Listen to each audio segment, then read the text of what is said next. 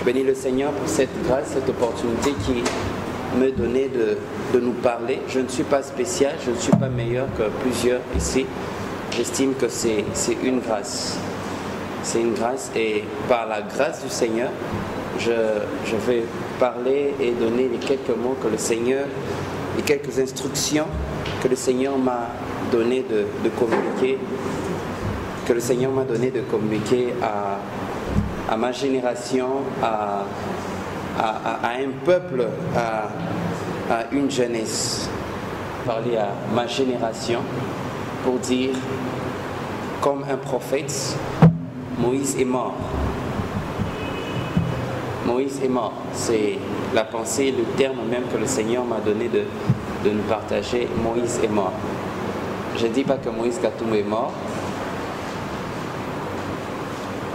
En parlant de Moïse, je viens voir ici, je vois un père, je vois un baobab, je vois un aîné, je vois un mentor, je vois un coach, je vois une personne qui nous a précédés dans certains aspects, dans certaines expériences de la vie.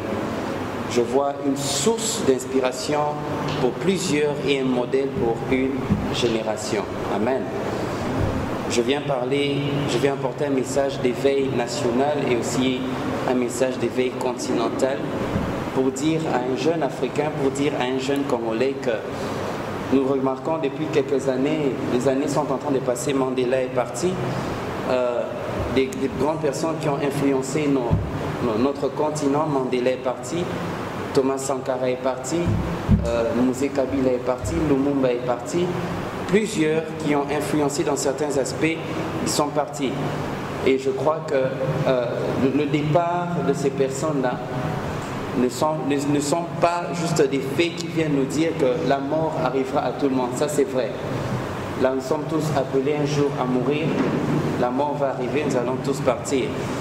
Mais qu'est-ce que ces choses, quel est le message ou quel est le cause qui est lancé derrière le passage et le départ de toutes ces personnes?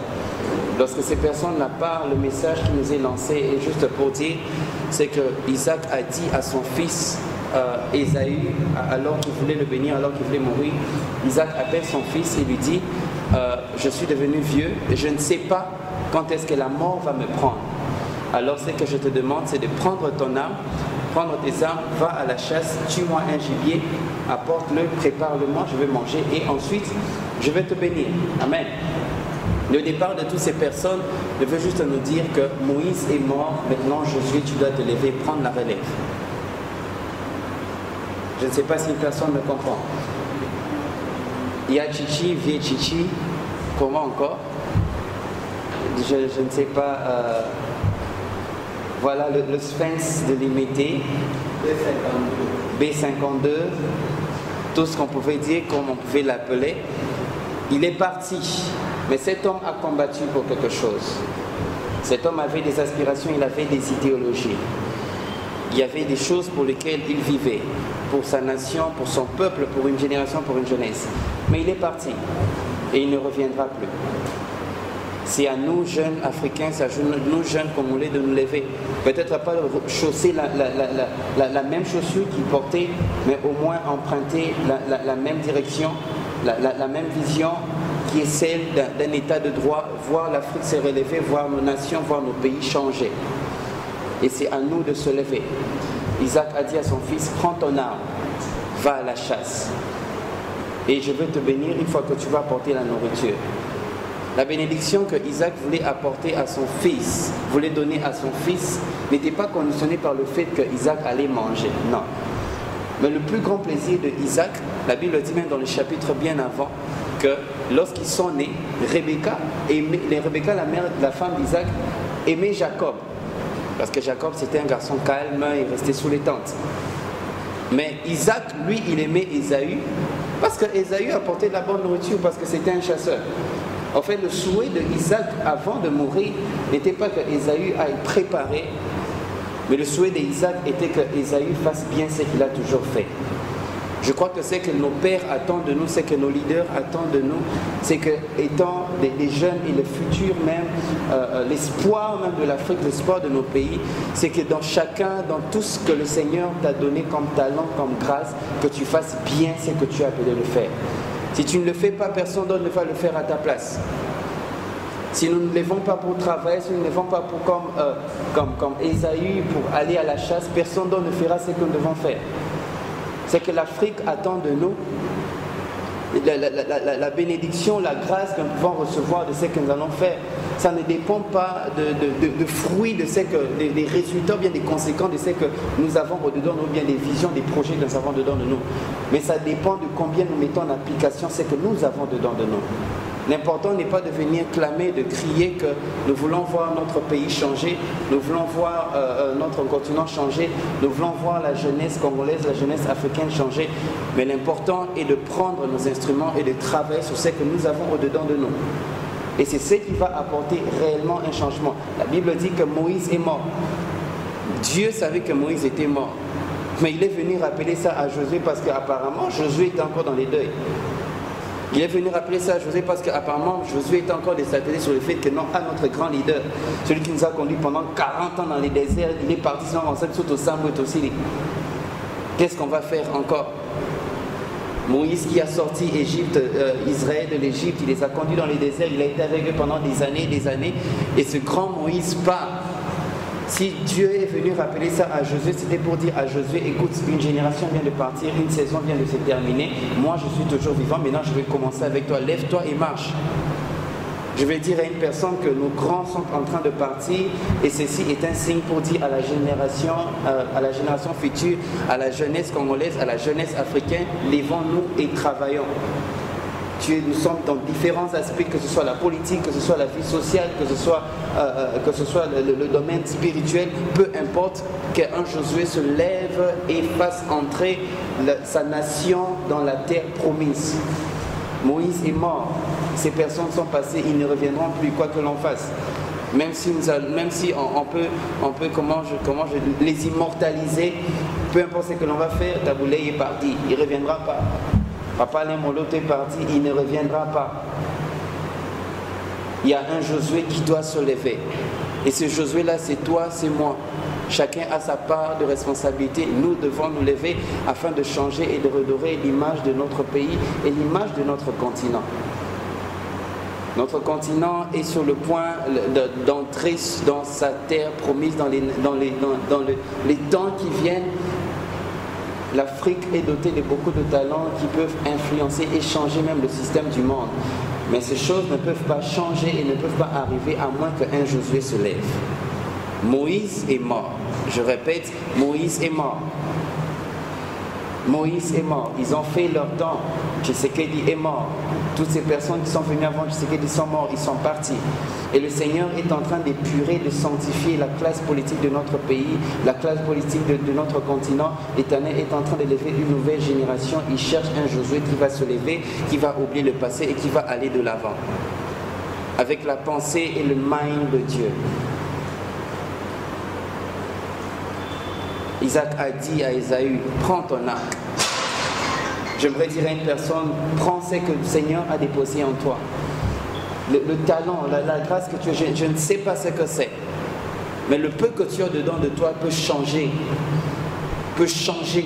notre pays, peut changer notre continent. L'important n'est pas d'avoir beaucoup. L'important c'est que le peu que tu as quand tu jettes déjà en terre. Il y a certains grands arbres que nous voyons ont commencé par être des petites graines. N'attends pas nécessairement d'avoir beaucoup. La Bible dit qu'il y avait un homme, un chef, qui allait en voyage. Il a fait venir 3 de ses serviteurs. Il a donné à l'un 5 graines, 5 talents, à l'autre il a donné 3, à l'autre il a donné 1. Et il est parti. Celui qui a reçu 5, qui avait reçu les 5, il allait les faire valoir, il en a obtenu plusieurs. Celui qui avait reçu 3, il a aussi allé les faire valoir, il en a obtenu plusieurs. Et celui qui avait reçu la seule graine qu'il avait là, il n'en a rien fait. Et lorsque son maître est revenu, il leur a fait faire des comptes. Et celui qui n'avait rien, qui avait le seul talent, qui n'avait rien fait, on lui a ôté ce qu'il avait, on avait donné celui au premier qui avait joué plusieurs, et on l'a jeté dehors. Nous serons tous à blâmer si chacun d'entre nous ne mettons pas en pratique le peu que nous avons reçu. Nous n'avons pas d'excuses. J'aimerais dire à une personne, nous n'avons pas d'excuses. Le Seigneur m'a envoyé parler à une personne ici, avec le peu que tes parents ont, avec le peu qu'ils ont. J'ai vu des parents vendre des parcelles, ils n'ont rien. Il y a 5 enfants, tu es le seul qui est venu ici en Inde pour étudier, ils n'ont rien, mais le peu qu'ils ont là, ils se sont dit, si on investit au moins dans cet enfant, demain on pourra retrouver plus que ce qu'on a investi. Le peu qu'ils ont, les peu qu'ils ont. J'ai fait pratiquement 10 mois à New Delhi, il y avait un monsieur qui avait l'habitude d'escroquer les gens en leur disant que venez en Inde, là-bas il y a du boulot. Le boulot c'est vraiment quand tu sors de chez toi comme ça, tu arrives au coin de l'avenue, tu dis, il y a le boulot ici, on te prend $50 par jour. Donc, avant de venir, il vous dit même que non, avant tu as toute une valise là, des vestes, des jeans, des chaussures. Il te dit non, ça ne vaut pas la peine de partir avec ça. Là-bas les habits c'est moins cher. Et les gens avant de venir, ils ont laissé leur habit, ils sont devenus moi des stars dans le quartier. Ils ont dit, ah, des amis, venez, ils donnent des habits, prenez. Moi là où je pars là-bas, j'aurai des habits. Et la majeure partie de ces personnes, ils arrivent à New Delhi. Pour ceux qui sont déjà arrivés à New Delhi, il y a un quartier qu'on appelle Mafia Nagar. Les Congolais commencent à l'appeler communément Matongé Nagar. Parce qu'il y a tellement de Congolais là-bas, c'est vraiment le bidonville. Kamana les côtes bien.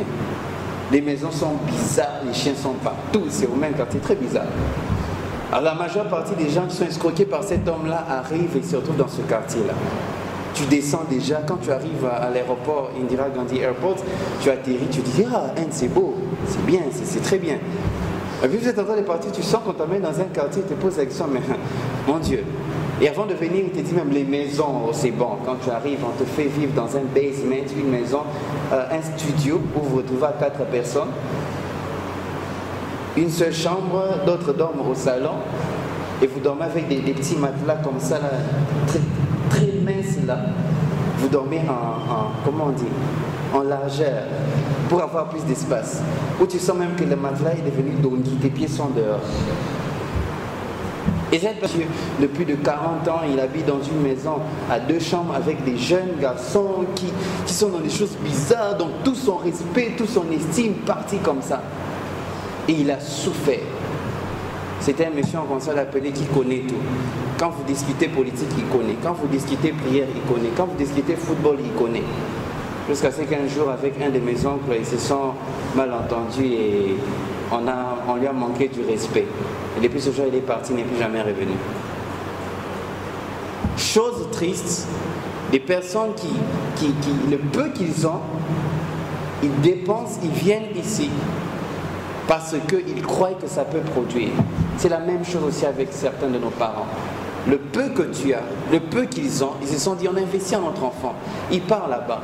Parce que ce qu'il va devenir, ce qu'il va acquérir comme connaissance, ça pourra nous aider un jour. C'est ça. Ésaü, prends ton arme, le peu que tu as, va à la chasse, exerce la grâce, le talent que tu as, parce que ça peut produire. J'aimerais dire à une personne ici, ne fais pas faire à tes parents des crises. Je bénis ces instants. Parce que je crois qu'une nation, une génération de jeunes Africains, des jeunes Congolais doivent se lever. Et nous devons prendre conscience. Peut-être que tu n'es pas fort, peut-être que le BC n'est pas fait pour toi, peut-être que le management n'est pas fait pour toi. Mais tu n'es pas venu au monde inutilement. Si Dieu savait que tu étais venu inutilement, il n'a même pas fait en sorte que tu viennes. Qu'est-ce que tu as dedans de toi? Josué, Moïse est mort. Les parents ont déjà fait leur part. Les parents ont fait leur part. Ils ont fait leur part. Même s'ils devaient t'envoyer des millions de dollars ici, ils ont fait leur part. Ils ont fait leur part, c'est à toi de te lever. C'est à nous de nous lever et d'apporter un changement dans notre continent, d'apporter un changement dans notre nation. Moïse est mort. Tu as quelque chose au-dedans de toi. Et lorsque tu mettras cela en application, c'est là maintenant que lorsque le peuple, lorsque la nation, lorsque le continent, les continents, le monde va bénéficier de la grâce et du talent qui est en toi, c'est là que la bénédiction viendra. L'important n'est pas d'abord que nous puissions chercher à être bénis, l'important d'abord que nous puissions mettre en pratique ce que nous avons, de sorte que la bénédiction qui viendra sera une bénédiction de qualité. Est-ce qu'une personne me reçoit ce soir? Moïse est mort. Tous ses aînés passent. Aujourd'hui, c'est M. Etienne Tshisekedi Wamolomba. Demain, ça sera qui? Il ne suffit pas seulement que nous puissions nous réunir et dire le Seigneur a donné, le Seigneur a repris. Gloire à son nom. Certes, il a donné, il a repris. Mais lorsque le Seigneur répond, qu'est-ce que nous comprenons de ce vide-là qui part? De ce vide-là qui intervient maintenant? Qu'est-ce que nous devons comprendre de cela? Je crois que c'est une journée de méditation. Je crois que c'est une saison où nous devons méditer. Je pense que ce n'est pas une saison où nous devons peut-être dire, bon, le vieux a fait son temps. Il a fait son temps, ça c'est évident. Il est parti, au moins il laisse une place vide, je serai maintenant l'opposant principal. Who cares? Tu peux être opposant toute ta vie, mais tu vas te rendre compte que quand tu vas mourir, tu t'es opposé à toi-même. Oui, hein? Tu as fait l'opposition. À l'école, au collège, tu étais opposant. À la maison, on dit, on va préparer le poulet. Non, moi pas le poulet. Tu t'es opposé toute ta vie aux gens, mais tu te rends compte à la fin que tu t'étais opposé à ton propre développement. Je peux dire Alléluia. Oui. Il y a des gens comme ça. Quand on dit on va essayer de se réunir pour faire quelque chose de bien, il a toujours des idées contraires. Oh, on va couper les cheveux. Oh, pourquoi on doit couper les cheveux? Bon, tu proposes quoi? Et finalement, vous allez vous rendre compte au fait que pendant qu'elle fait que s'opposer, pendant que vous cherchez à avancer, elle ne fait que s'opposer, en réalité, sa vie, elle n'évolue pas parce qu'en réalité, quand tu te lèves sans vision, sans compréhension de ce qu'il y a dedans de toi, tu es en fait en train de t'opposer à la graine qui doit croître dedans de toi. En fin de compte, tu n'as été opposant que de ta propre vie, opposant de ton propre développement. Prends ton âme. Lorsque Isaac a dit à Esaü, prends ton âme, va dans les champs. Il n'a pas dit, va te battre avec les gens. Le champ d'action, là où nous devons mettre en exergue ce que nous avons, ce n'est pas le frère, ce n'est pas ton prochain. Parce que là aussi, c'est un Africain, c'est un Congolais, c'est une Congolaise comme toi. J'aime ce qu'un artiste congolais dit, Toboumana. Ce n'est pas ton prochain là qui est ton ennemi, ce n'est pas lui, ce n'est pas celui qui est assis à côté de toi là. C'est un challenge qui va au-delà de ce que tu vois à côté de toi, qui va au-delà de ce que le monde peut percevoir autour de toi. Je bénis le Seigneur encore pour ce soir. Paix à son âme, à nous qui sommes restés. Vivons bien et accomplissons chacun la mission, le but pour lequel le Seigneur nous a envoyés sur terre. Je crois qu'à la fin, le Seigneur dira à tous, comme il a dit à ce serviteur, bon et fidèle serviteur.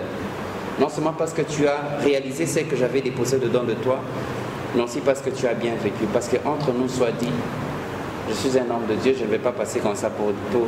Je ne vais pas passer comme ça sans le dire. Christ revient aussi bientôt. Il ne suffit pas seulement de gagner des millions. Il faut seulement d'être connu. Ah, Dorcas, vice-présidente à Bengalor, non. Il suffit aussi d'être acclamé dans le ciel et dire que oui, tu as représenté les valeurs du royaume. Je crois que ça doit nous enseigner et nous dire revoir, réformer nos voies et aussi réformer notre vision afin que Dieu soit glorifié au travers de nos vies. Clamons pour la parole du Seigneur.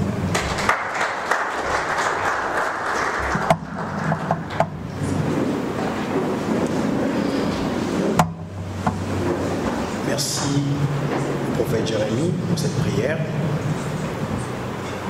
Je vous dis encore un grand merci d'avoir participé à cette journée de recueillement pour rendre hommage à M. Etienne Tshisekedi. Certes, M. Etienne Tshisekedi est décédé depuis le 1er février 2017, mais chacun de nous garde quelque chose de M. Etienne Tshisekedi. Il est parti, il ne reviendra pas, comme l'a dit le prophète.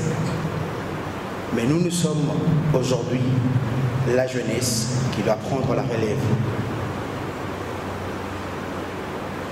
Il y a de ceux qui vont continuer le combat de M. Etienne Tshisekedi. Il y a de ceux qui vont influencer le monde d'une manière ou d'une autre. Mais aujourd'hui, cette disparition nous enseigne quelque chose. Que cela soit pour nous, aujourd'hui, un moyen de réfléchir à notre futur. Si seulement nous n'avons pas eu le temps de le faire. Aujourd'hui, nous avons l'occasion et l'opportunité de le faire, de réfléchir à ce que nous allons faire demain. Parce que nous avons un rendez-vous avec l'avenir. Avant de continuer le programme, j'aimerais qu'on se lève pour observer une minute de silence en mémoire de M. Etienne Tshisekedi. Merci.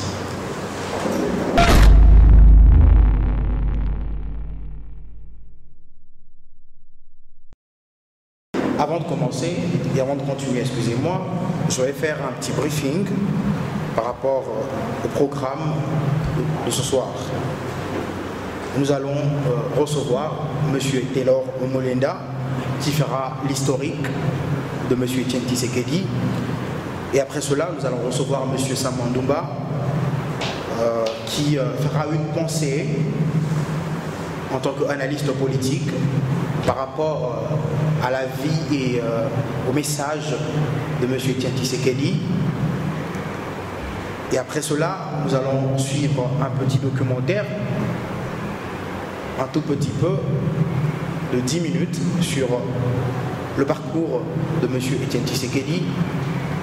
Et après cela, nous allons recevoir des témoignages.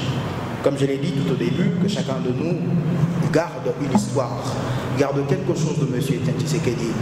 Et nous aimerions, excusez-moi, le partager ici avec vous, chers compatriotes. Alors de ce fait, pour gagner le temps, nous allons inviter M. Taylor Omolenda qui nous parlera de l'historique de M. Etienne Tshisekedi. Merci. Bonsoir à tous. Premièrement, j'aimerais vous remercier d'être venus, remercier tout le monde qui s'est senti libre, tous ceux-là qui ont pris leur temps à venir dans la salle pour essayer un peu de rendre hommage à cette icône politique, M. Etienne Tshisekedi. J'aimerais aussi particulièrement remercier toute l'équipe qui s'est organisée pour permettre la réalisation,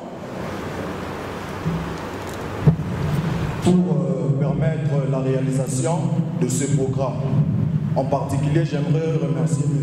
Rodrigue Dumba qui s'est vraiment dévoué pour la réalisation de ce programme. C'est une immense douleur, c'est une profonde tristesse qui nous réunit aujourd'hui. Comment ne pas rendre hommage à ce grand homme politique, cet acteur politique qui a consacré sa vie pour l'avenir de la République démocratique du Congo. Cet homme qui a accepté humiliation, cet homme qui a accepté prison, cet homme qui a sacrifié sa vie, cet homme qui a fait passer le Congo même avant ses propres besoins. Cet homme que nous avons tous aimé malgré nos divergences politiques. Cet homme qui est le digne fils du pays. Cet homme qui est lui-même l'exemple du vrai sens du mot patriotisme. Cet homme qui est notre Père. Par ici, encore une fois, j'aimerais que vous puissiez un peu s'élever pour rendre hommage à Etienne Tshisekedi, juste une minute de silence, non seulement à Etienne Tshisekedi, mais à tous ces acteurs politiques qui sont morts.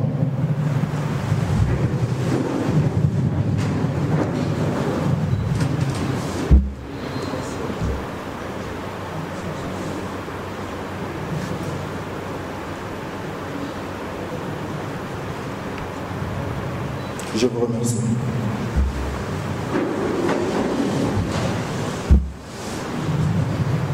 Qui est Etienne Tshisekedi? Etienne Tshisekedi Wamulumba né à Kananga, alors Lualabo au Congo belge, le 14 décembre 1932, est mort le 1er février 2017 à Bruxelles, était un homme d'État de la République démocratique du Congo, ancien Premier ministre du Zaïre, nom de la RDC, sous Mobutu, et président de l'Union pour la démocratie et le progrès social, UDPS. Etienne Tshisekedi est d'origine Luba. Il obtient son diplôme de docteur en droit à l'université Lovanium de Kinshasa en 1961, devenant ainsi le premier diplômé en droit du Congo déjà en 1960, père de la démocratie congolaise. Celui qui était sans doute l'opposant congolais le plus connu au monde s'est éteint d'une embolie pulmonaire le 1er février à l'âge de 84 ans, à Bruxelles où il était hospitalisé depuis le 24 janvier dernier. Un coup de tonnerre dans le ciel congolais, un coup dur pour la démocratie congolaise. Un politologue congolais, s'il n'avait pas que des amis, en particulier dans la classe politique congolaise, force est de reconnaître qu'Etienne Tshisekedi Wamulumba, le leader de l'Union pour la démocratie et le progrès social, bénéficiait d'une très forte popularité au sein de ses successeurs. Une notoriété qu'il devait à sa longue et tenace opposition à l'ex-président Mobutu et à ses successeurs, ainsi qu'à sa lutte incessante pour la démocratie qui a commencé dans les années 1970.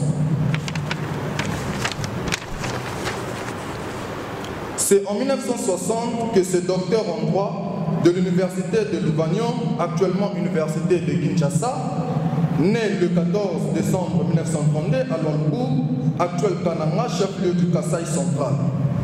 Dans ce qui était alors le Congo belge, fait son entrée dans l'arène politique en tant que commissaire général adjoint à la justice.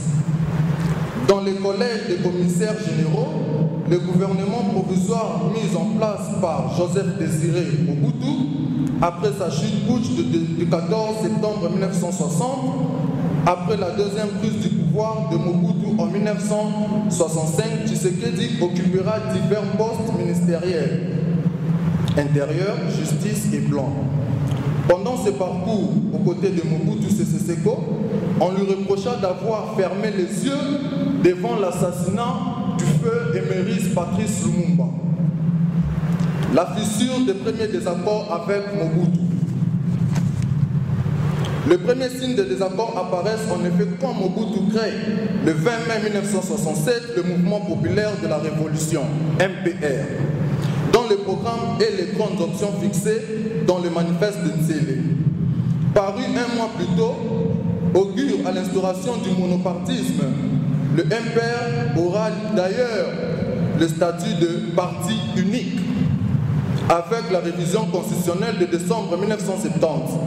Le bipartisme que prévoyait la Constitution de 1967, dont Etienne Tshisekedi fut le père avec Marcel Yaou, est donc aboli. Le fossé entre les deux hommes se creuse en 1969 lors des massacres d'étudiants de l'université de Lovanium, qui demandent une amélioration de leurs conditions matérielles et une très grande autonomie de leur établissement. Cet événement est conjugué aux dérives dictatoriales du régime du feu Joseph Mobutu.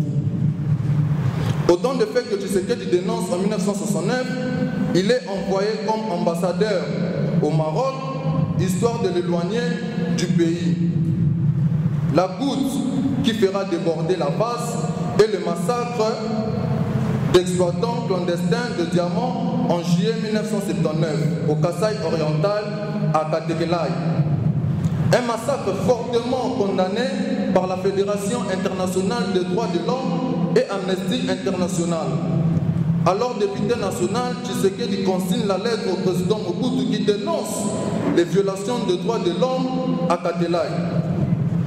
Par son courage, il impulse la démocratie au Congo. Le 1er novembre 1980, le bras de fer engagé avec Mobutu se durcit. Alors qu'il siège à l'Assemblée nationale, Tshisekedi est l'un des 13 députés à exiger la démocratie du pays dans une lettre ouverte adressée au président de la République. Refus de Mobutu qui les a fait arrêter, torturer et les déchoir de leur mandat parlementaire. Mais Tshisekedi persiste et signe en confondant l'UDPS en 1982. En compagnie d'une douzaine de ses collègues, cette initiative lui vaut des séjours prolongés en prison. Ce parti devra attendre une dizaine d'années dans la clandestinité avant d'être autorisé à fonctionner en tant que parti politique. Le courage dont il fait preuve de cette époque lui vaut toujours aujourd'hui l'admiration des Congolais. Tshisekedi a été l'un des rares hommes politiques à s'opposer au régime dictatorial de Mobutu à Kinshasa. La plupart des autres opposants partis en exil, mais lui, il est resté au pays. Il s'est montré très courageux en osant dire publiquement que Mobutu était un dictateur. La vague de la démocratisation qui s'empare de l'Afrique au début des années 1960, après la chute du mur de Berlin, n'épargne pas le Zaïre de Mobutu. L'âge du laisse au renonçant au monopartisme, Étienne Tshisekedi, longtemps assigné à sa résidence, recouvre enfin sa liberté. Le 7 août 1991 s'ouvre la conférence nationale du Zaïre, interrompue en septembre par des pillages pour tenter de faire face aux événements. Mobutu nomme Tshisekedi Premier ministre. Ce dernier décline cette nomination.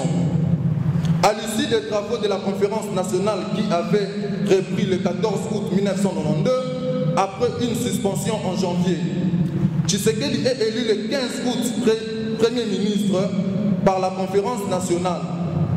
Dans la liesse populaire, il sera toutefois limogé en mars 1993 par Mobutu, qui le remplace par Faustin Birindwa, issu de l'UDPS. Mais Tshisekedi se considère comme le Premier ministre légitime présenté par l'Union sacrée de l'opposition radicale et alliée. Commence alors une période confuse qui voit l'instauration de 2 gouvernements et 2 parlements dans le pays.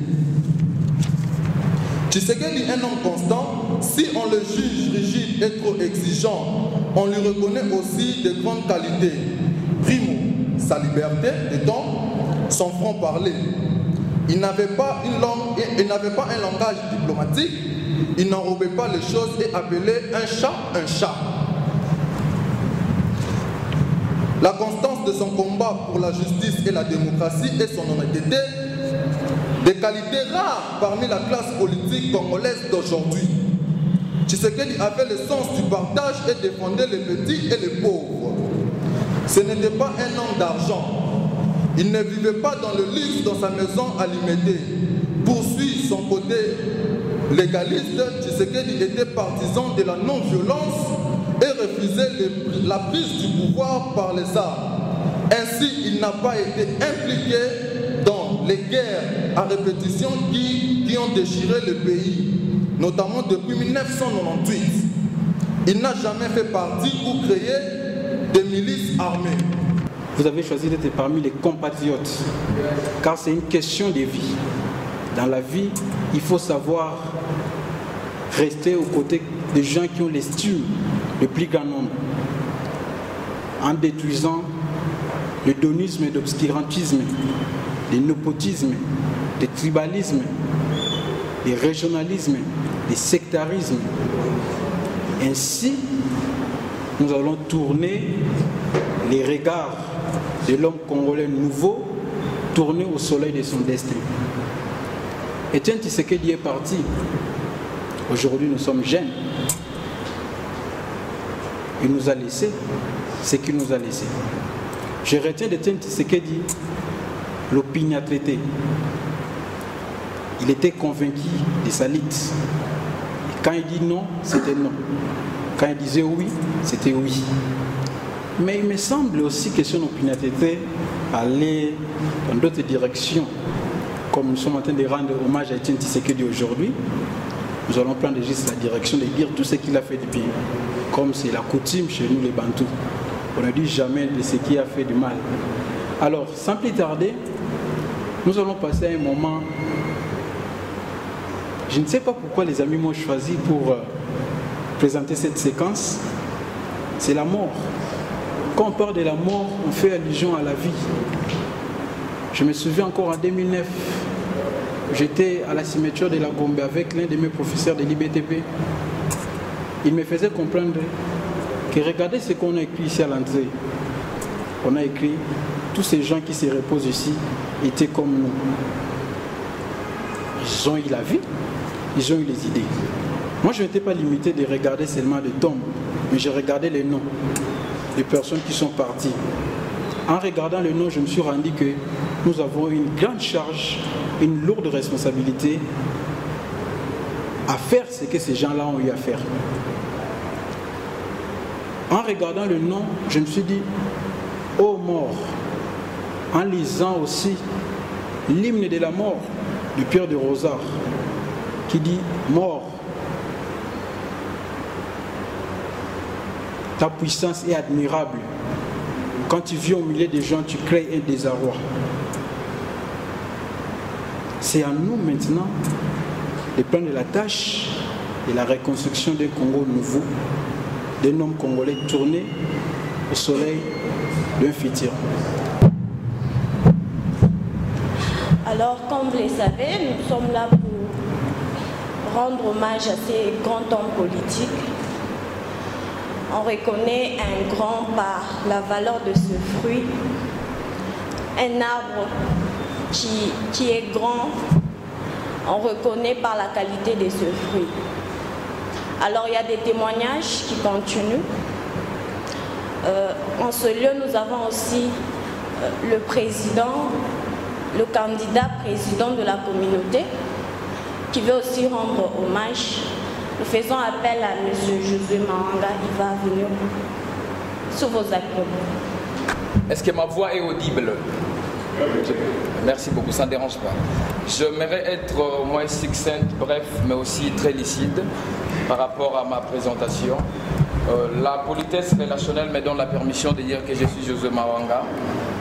Je suis de ceux qui croient que tout tombe et tout s'élève par rapport ou bien suivant le leadership. C'est un homme à tout prix où on ne peut même pas enlever son nom dans l'histoire, mais c'est maintenant un devoir. Et comme l'élite congolaise, de pouvoir réfléchir dans la possibilité de se prolonger dans le futur en termes clairs. Quel est le message?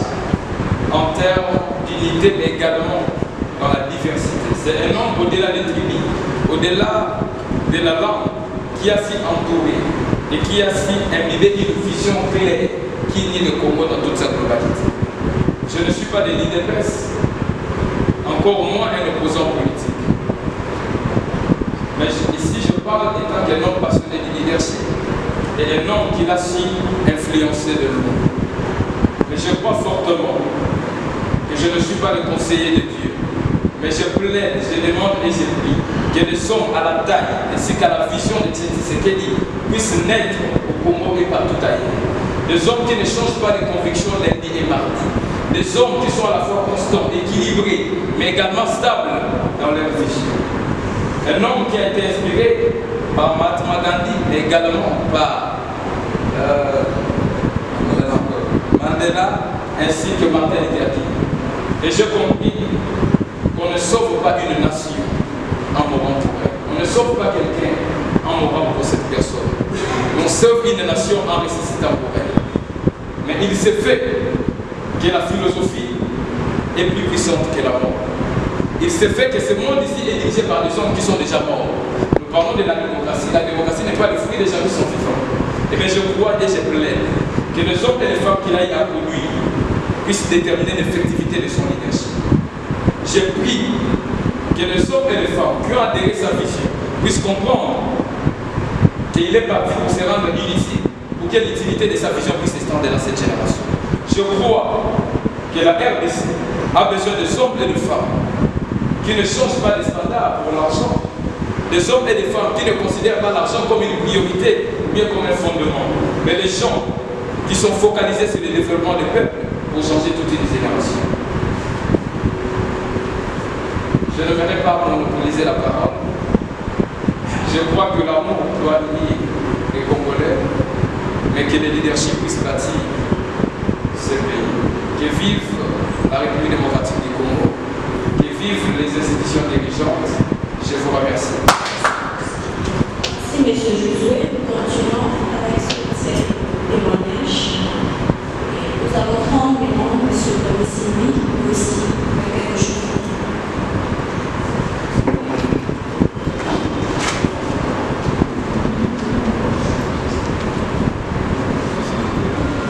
Bonsoir à tous.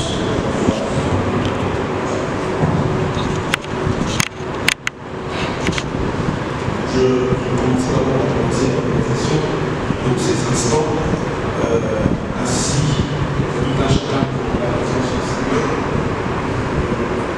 Je pense qu'il serait ingrat et aussi irresponsable, je dirais, de mon expression, pour les leaders de l'Union ainsi que les personnes qui ont eu à assumer certaines fonctions de ne pas soulever juste une petite parole à la mort de ce canteur, de cette personne qui a inspiré ainsi que touché autant de vie. D'où je me joins à cette initiative ainsi aux personnes qui ont exprimé leur pensée pour partager deux, trois petites pensées qui, je pense, pourront aussi nous être un tant soit peu bénéfiques. De 1932 à 2017, M. Tshisekedi a marqué les esprits. Il a su inspirer plusieurs, il a été un modèle, une référence, un leader, réputé pour son charisme ainsi que sa fierté débordante. Ce monsieur était aussi un politicien hors pair, de par sa forte volonté de vouloir voir les choses changer et avancer. Reconnu pour ses bains de fourrière Chichi, Dieu Chichi, communément appelé, a su transmettre une mentalité, celle de ne jamais accepter d'être captif.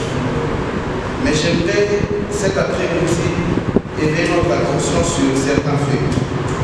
Il est important d'honorer les morts, mais je pense personnellement que le plus important dans la vie sont les leçons que nous tirons au quotidien, car ces leçons nous permettent d'avancer et de pouvoir changer notre manière de percevoir le monde.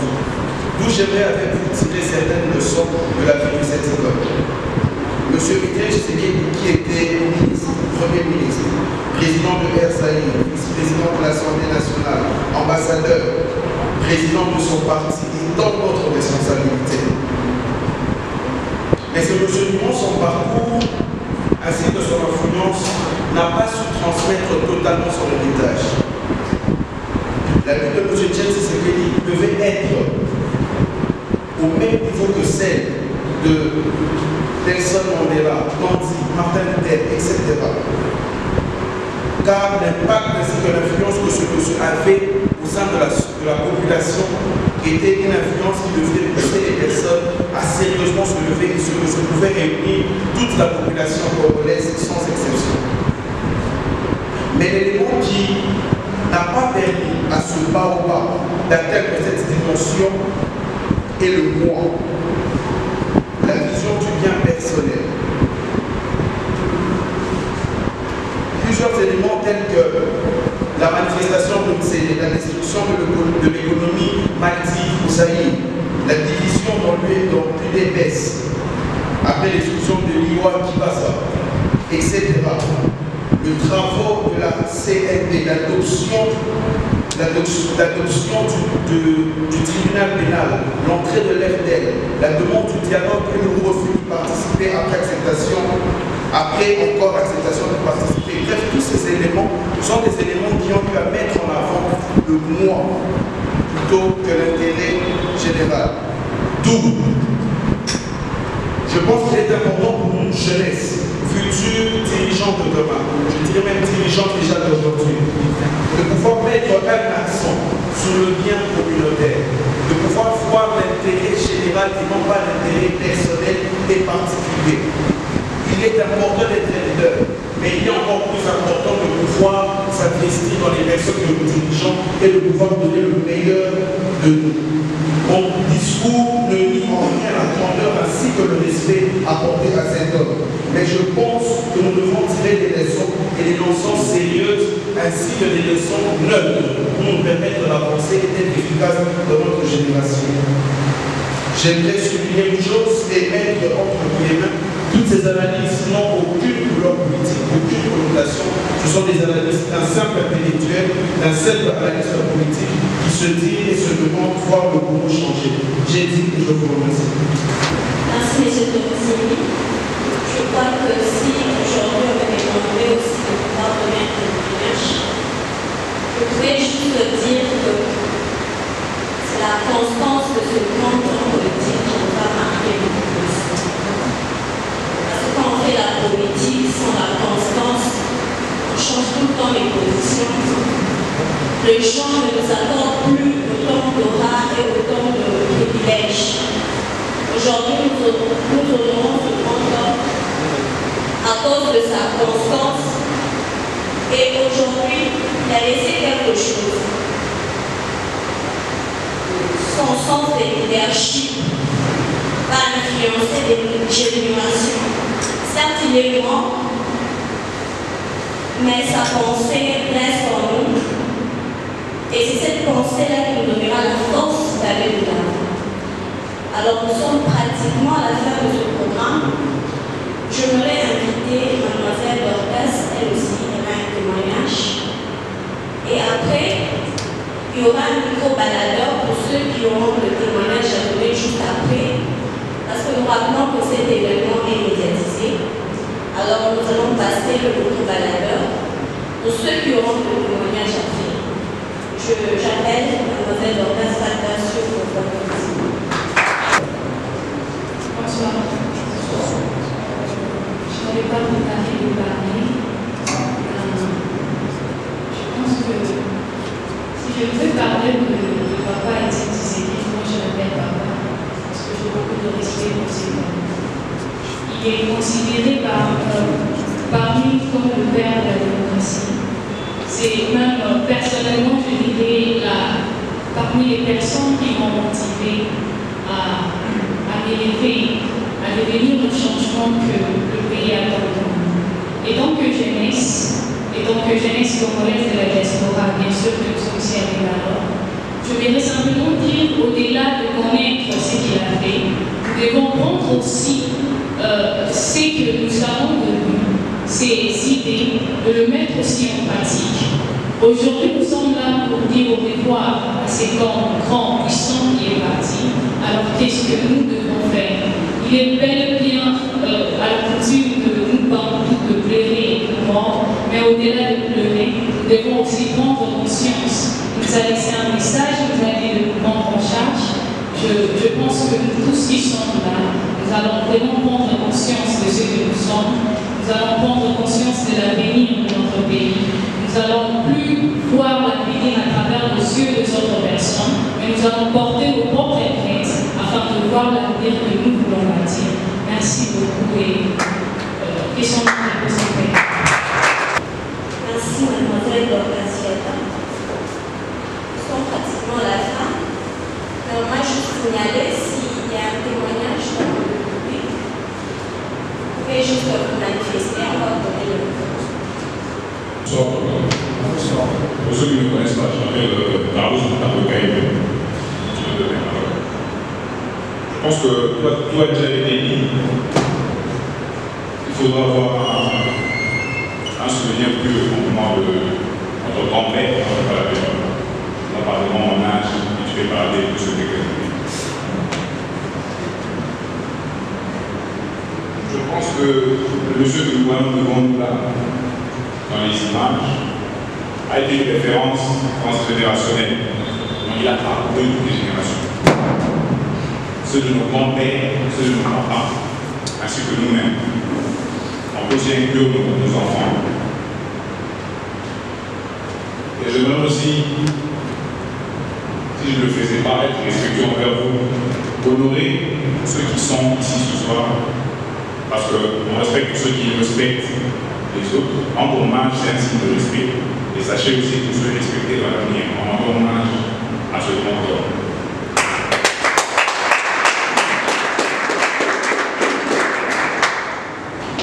Je pense que pour conclure,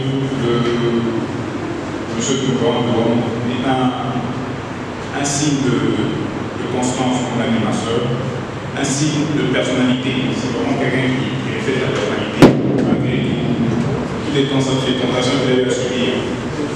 C'est une référence pour nous jeunes car nous avons souvent tendance à ne pas avoir de position face à ce qui peut nous bouger dans la société, face à nos décisions que nous prenons, face à la position que nous prenons souvent face à certaines influences extérieures. Et je pourrais dire pour conclure, comme ce message sera diffusé comme l'a dit notre soeur, pour les intervenants qui passeront après, et je pourrais une pensée pieuse pour notre défunt grand-père. Je vous remercie. Merci. Nous sommes pratiquement à la fin de cette cérémonie. Nous remercions l'équipe organisateur. Sur ce, je vais inviter. Excusez-nous pour ce problème technique.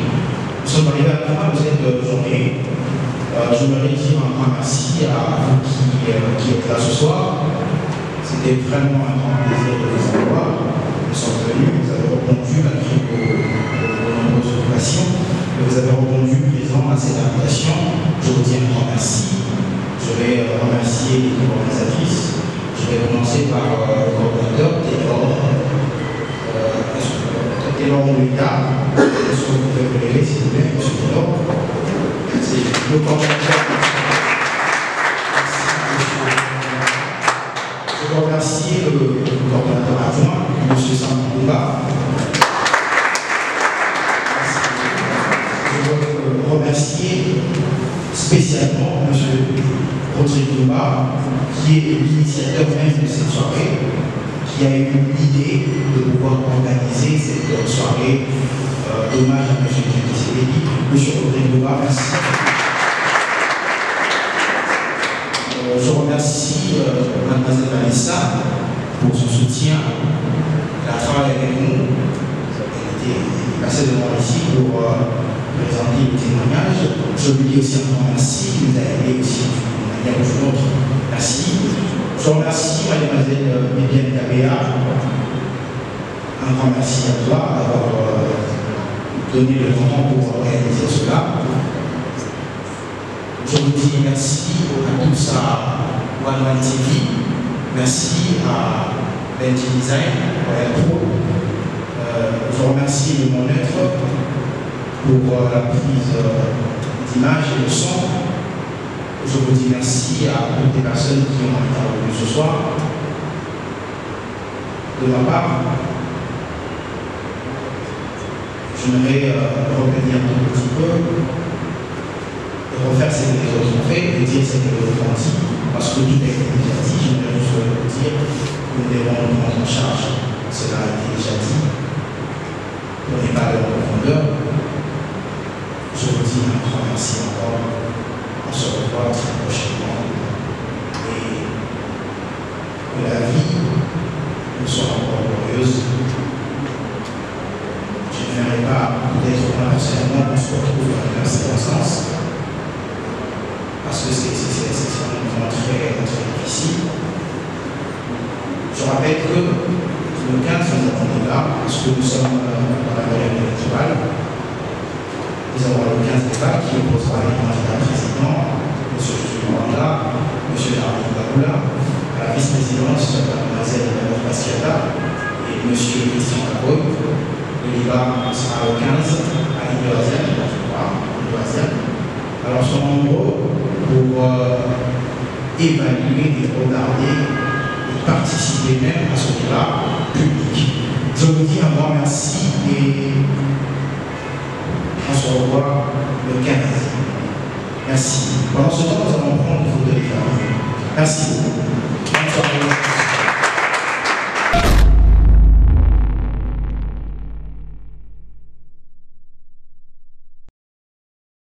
C'est pratiquement la fin de l'événement. Nous allons prendre quelques gens qui vont témoigner. Nous allons essayer de prendre quelques témoignages de gens qui sont dans la salle, qui ne sont pas encore partis. Je vois là le cadre de l'INC, monsieur le secrétaire général de l'INC. Monsieur Rodrigue Dumba. Alors, bonsoir, messieurs. Bonsoir, comment allez-vous? Oui, nous allons bien. Nous venons de suivre la cérémonie. Qu'est-ce que vous pouvez dire par rapport à cela? Oui, la cérémonie s'est bien passée. Nous avons initié ce programme, c'est pour rendre hommage au président Étienne Tshisekedi. Il a beaucoup fait de la politique de notre pays. Il est appelé aujourd'hui père de la démocratie. Je crois que c'est un titre que nous, en tant que jeunesse, que nous devons prendre en considération. Donc, négliger tout ce qu'il a fait dans notre pays, j'avais trouvé ça inconcevable. Nous, en tant que jeunes, c'est pour ça que nous avons initié ce programme afin que nous puissions nous rencontrer et rendre hommage au président Étienne Tshisekedi wa Mulumba. Merci, monsieur Rodrigue. Nous continuons avec le témoignage. Il y a le coordonnateur, monsieur Taylor Mulenda. Alors, monsieur Taylor, nous avons vu, vous avez quand même essayé de faire l'historique de monsieur Étienne Tshisekedi. Personnellement, il vous inspire quelque chose? Oui, monsieur Étienne Tshisekedi, c'est une personnalité. Moi, je l'appelle le guide suprême de la démocratie. Sans monsieur Étienne Tshisekedi, la démocratie n'aura pas un sens en République démocratique du Congo. Il m'a beaucoup inspiré pendant son passage sur la terre des humains. Il m'a toujours inspiré dans un combat de liberté pour pouvoir défendre mes droits. Voilà un peu ce que je peux dire. Et quel est le message que vous pouvez adresser à la diaspora congolaise? Je rappelle qu'on vous suit sur Congo Média. Je peux adresser pas seulement à la diaspora, mais à la nation congolaise et de braver la peur. Nous ne devons pas avoir peur pour défendre nos droits.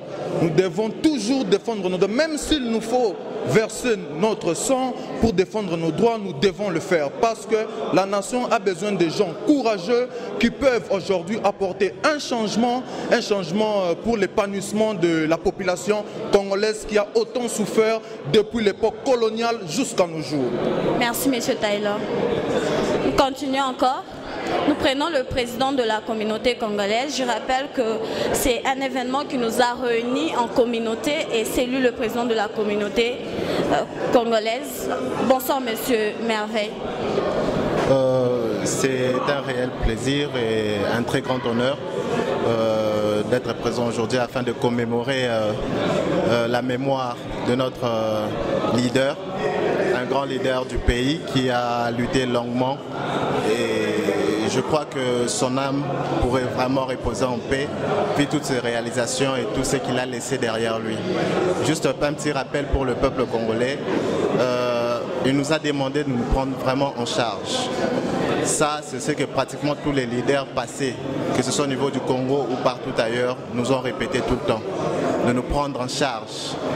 Que ce peuple, quand le pouvoir de la démocratie revient toujours au peuple, c'est le pouvoir du peuple, par le peuple et pour le peuple.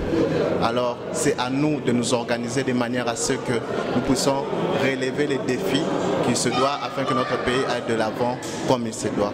Sinon, bon courage à tous, nos sincères condoléances à toute la famille et aux proches du défunt et nos condoléances à tout le peuple congolais. Merci et que Dieu bénisse le Congo. Merci beaucoup, monsieur Merveille, que je rappelle qu'il est le président de la communauté congolaise de l'Inde. Alors nous recevons aussi un cadre de l'INC, il va parler, il va donner ses impressions. Bonsoir, monsieur Sam. Bonsoir, Vanessa. Alors, quelles sont les impressions après cette cérémonie? C'est d'abord la consternation. Le président Étienne Tshisekedi est parti. Il nous a légué l'héritage qui est le peuple d'abord. Sa lutte nous a marqué, nous tous. Voilà pourquoi nous sommes venus aujourd'hui, pour commémorer sa mémoire, pour dire aux Congolais et partout ailleurs que nous n'avons pas laissé la mémoire d'Étienne Tshisekedi torpiller, mais nous aussi de l'Inde, précisément de Bangalore, nous avons voulu rendre hommage à un homme de valeur qui a combattu durant tant des ans la dictature dans notre pays et qui a toujours bâti autour de la population pour l'émergence d'un état de droit. Merci à tout le monde qui a participé aujourd'hui et nous voulons juste dire merci à tous les Congolais de partout ailleurs qui ont eu le temps aussi, l'amabilité d'organiser une telle Je rappelle que c'est une ville estudiantine, une ville d'études. Quand même, les gens se sont déplacés, ils ont laissé leur occupation. Ce qui n'est pas toujours facile. Vraiment, nous disons merci aux compatriotes qui ont participé aujourd'hui. Et merci à vous, Vanessa, pour le travail. À toute l'équipe de l'organisation, nous leur disons merci. Merci beaucoup, monsieur Sam. Bonsoir, monsieur. Bonsoir, madame. Vous appelez? Moi, c'est Patrick Orbidoya. Alors, Alors, qu'est-ce que vous pouvez dire après cette cérémonie? Oui, je tiens à remercier tout le monde d'abord, parce que c'est parmi des rares de ces diasporas qui organisent ces genres de cette organisation. J'ai dit merci à tout le monde. Et puis moi, je suis en tant que membre de la majorité présidentielle, bien qu'il n'y a pas couleur politique ici, mais je suis venu vraiment parce que c'était une grande personnalité de notre pays et il a vraiment combattu de la dictature de notre pays. Quelle est la pensée que vous retenez de M. Etienne Tshisekedi? C'est d'abord la constance de M. Etienne Tshisekedi. Mais Etienne Tshisekedi, il avait sa façon de faire la politique, le dynamisme. Donc, c'est ce que nous sommes en train d'honorer aujourd'hui. Merci beaucoup, monsieur. Merci, nous sommes pratiquement à la fin de cette émission. Que je rappelle, c'était juste un spécial hommage à monsieur Etienne Tshisekedi, qui est un grand baobab de notre pays, la République démocratique du Congo. Tout ce que nous pouvons dire, lèvons-nous et bâtissons notre Congo. Alors restez branchés sur cette chaîne. On se retrouve prochainement. Merci beaucoup.